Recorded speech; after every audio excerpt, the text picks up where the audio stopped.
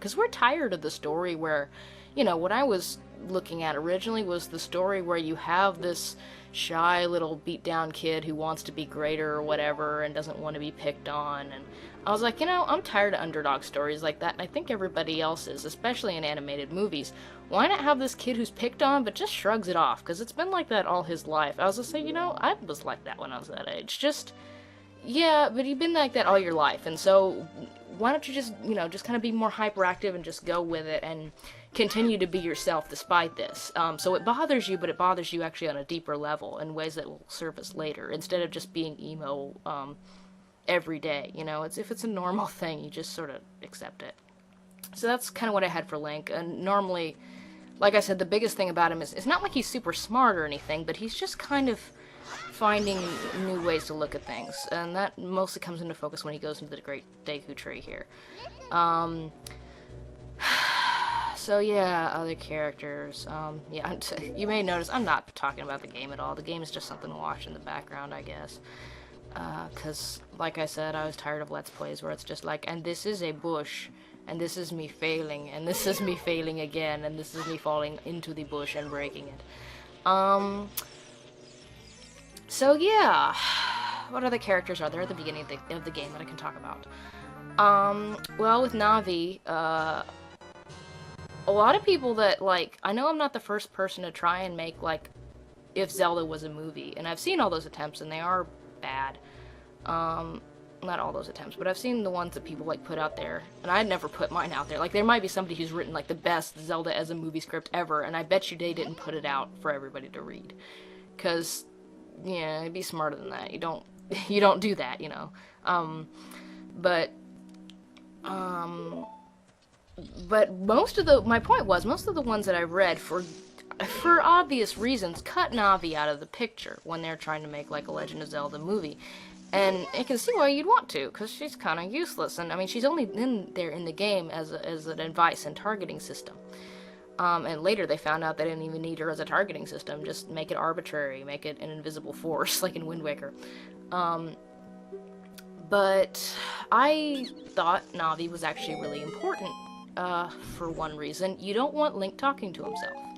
And there are going to be places in the story where Link's alone. He has to be alone. There were a lot of the scenes that I wrote, as far as, like, rewriting how the story progresses, in which, you know, temples or dungeons are involved and which aren't. Link's not alone. In fact, in the Deku Tree thing, which I'll talk about in a second, he goes in with Saria. But and originally I think I was going to put Mito in there, but I decided against it. I thought, Mito's not that important. Let's just focus on Saria. But either way, you're not always going to have somebody there with him, so Navi needs to be somebody he can talk to. And you can also create a great character in that. I think it would be ironic if you could take this thing that everybody finds a horrible annoyance and despises and turn it into an actual character. So let's try to do that. And I found that you can do a lot of things with Navi. Basically, what I settled on was an extremely klutzy fairy. Basically, the reason that she was the Great Deku Tree's fairy is not a point of prestige. It's not a point of she's really smart and wise or whatever. In the game, by the way, you may have noticed she has no personality. She's just there to annoy the fuck out of you. While playing this game, in fact, there are several points where I'm like, I know, press this button faster to make message go away, and it doesn't. It just scrolls same speed. But as far as, like, if you try to make her into a character, it's like, well, what kind of character will she be? Well, maybe she's a really clumsy fairy. And the reason she was never given to a Kokiri in the past is because she's good at holding information. She knows a lot about the outside world that other fairies don't, and that's going to make her a huge asset when Link is promptly kicked out of the Kokiri woods and has to fend for himself in the wide world of Hyrule.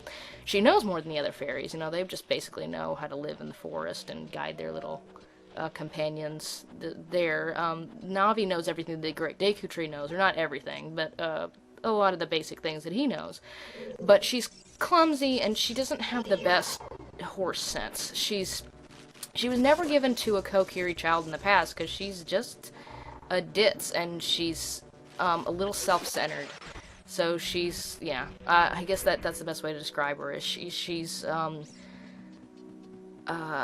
just really absent-minded. She kind of has to say, she's kind of like me in this little commentary. She's a little absent-minded, and she just was not the best caretaker material. She's more brainy than she is motherly, maternal. So, so I decided that would be a good idea. And, I don't know, there's not much more I can say about Navi until later things where she does more. Because initially she finds herself in the position of like being, okay, well, I'm gonna take care of this kid and I'm gonna do exactly as the Deku Tree tells me to. And she's has to do something that none of the other fairies do, and that's protect this kid. And fairies aren't good at protecting anything. You know, monsters are attacking him and dragging him down through the floor, as I wrote the Deku Tree thing, dragging him down, like, through the floor, and she can't do anything. She's itty-bitty. If you kind of imagine, like, you know that scene in Digimon? I can cite Digimon now, because I made a video about it, so people should know what I'm talking about, where, TK is drowning, and, Patamon tries to pull him out of the water, and it's just like, oh, fail, you can't do that. So it's kind of like how Navi is with Link starts sinking in this, you know, big scary scene in the Deku Tree. And she's not any help. So she kind of feels that at points. So I guess that's enough about Navi. I should probably talk about what changes I made as far as this dungeon thing, because you're not going to be able to, like, shoot or animate a dungeon in Zelda and expect it to be entertaining. That's kind of silly. So basically, I didn't like the idea of having Mito, like, guard the way to the Deku Tree and say, oh, you can't see him without a sword and shield, because that feels really video gamey. It works in a video game, but it doesn't, you know, it puts a hold on things so that you, can't go anywhere, and that's kind of dumb. So I forgot exactly how I wrote it into the, I forgot exactly what the reason was that he couldn't go, to see the Deku Tree. As I say, I wrote this when I was 17, so I don't remember what the reason was, but I remember that he decides to get a sword and shield out of his own initiative. He's not told, oh, you have to pass me to go see this great Deku Tree. It's like he gets the summons, and he knows, and he kind of pulls it out of Navi that the Deku Tree is sick. He's not just seeing him to say hello. And so he tells Saria this, and I forgot why it is that he does this, but he decides to buy himself a shield. Again, I'd have to actually look at the script to remember. But, he uses all his money to buy this shield, and Saria is so impressed by this, I guess, that he's, you know, this serious about this visit to the Deku Tree, that she, instead of, I know when you get the Kokiri sword, as you saw me doing earlier, you have to dodge these boulders, which is, that's an unnecessary thing, you know, you cut that out in a movie. So I just made Saria the keeper. She's the most, like, she's the sage of the Kokiri. She's probably the oldest, or at least she's, I'm gonna go ahead and just assume she's the oldest. She's like the first Kokiri or something, kind of like that. And so I figured, okay, well, why don't I just let her be, like, the caretaker of the sword? Like, nobody in the village, except for her and the Deku Tree, knows that she has this thing. I mean, there's rumors. I bet they all know it exists. Mito is extremely jealous when he sees it. But she decides to lend it to him for this, you know, thing, possibly having to defend the Deku Tree, because that's all they know has happened.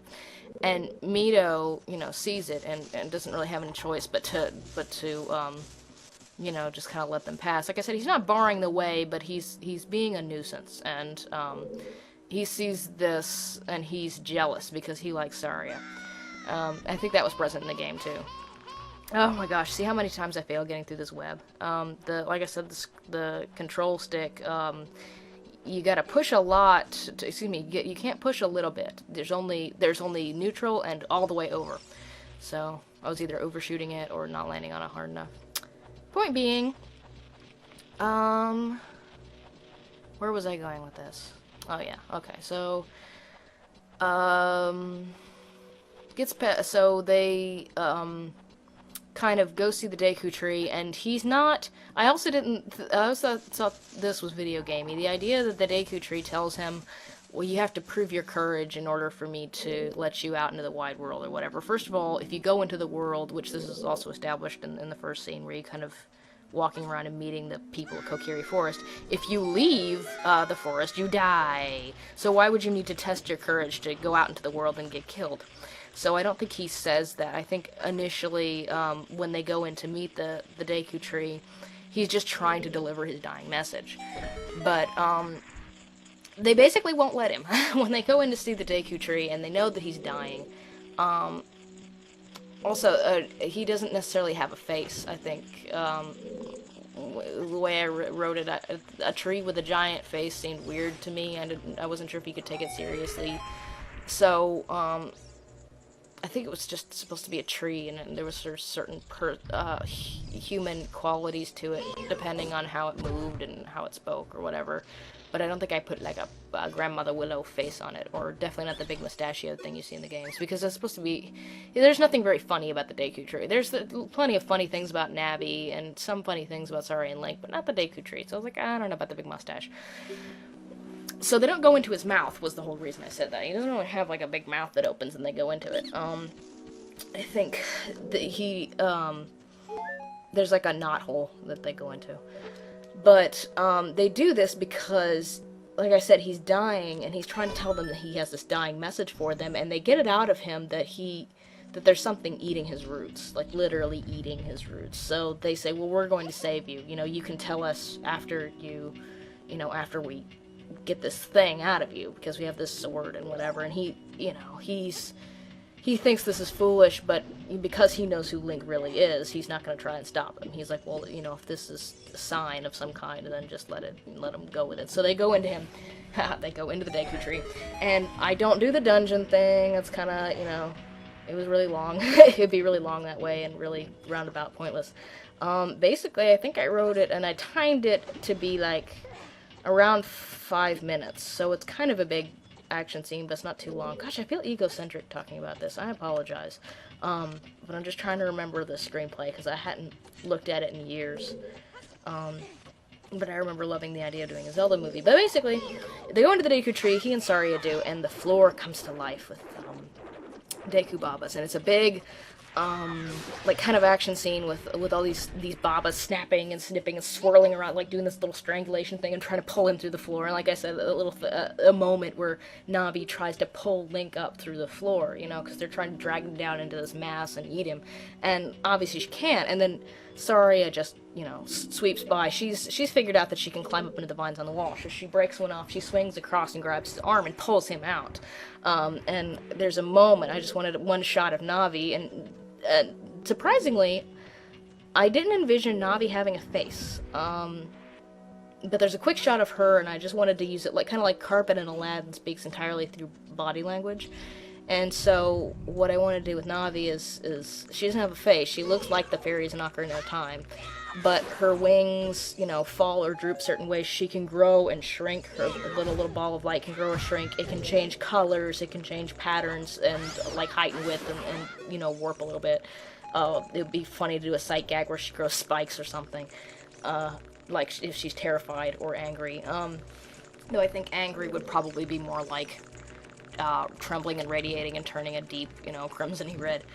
And the scaredness would be maybe spikes. But anyway, so there's just a shot of her and hopefully have a really good animator or something like that. Just show this really disappointed, helpless look on her face after Saria rescues him, and it was just really easy. She just swings by and grabs him. Yeah, so that was a long aside. But, after that, they get onto the ropes on the wall, the vines on the wall, and those things are just still snapping, but a little quieter now. They're below them, and they're like, okay, whoo, that was scary. And then there's just a moment. Shoot, I left an important detail out. When Link is being dragged down by these things, he lands on that web. That web I just fell through earlier? It took me like 3 tries to fall through it.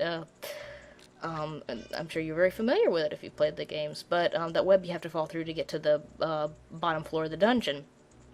He falls into that, and he sees through it, like he's being mashed down into it by all these Babas that are trying to eat him, and he sees through it for half a second, and he knows that there's something down there.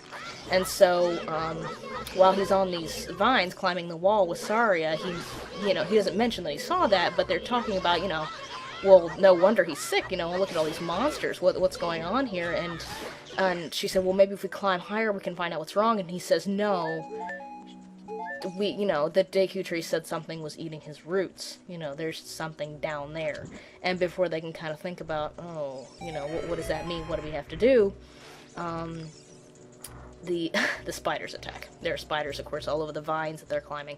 And so that turns into a little bit of a finagle, and that's like, you know, another